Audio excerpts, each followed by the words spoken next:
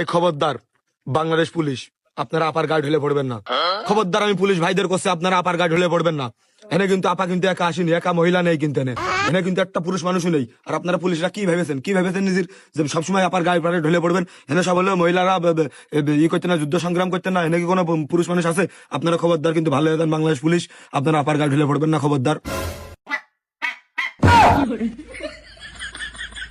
Bangladesh police ভাইরা, আমি sorry, আমাকে আপনারা মাফ করে দেবেন।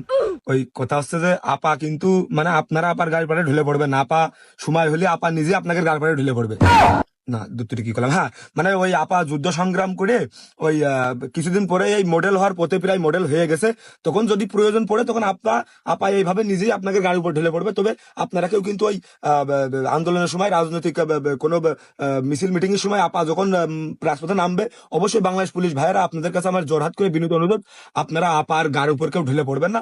আপা এতে খুবই লজ্জিত হয়, খুবই অপমানিত হয়। কারণ আপা একজন পরেশগার মহিলা, একজন সুশীল সমাজের ভদ্র নারী।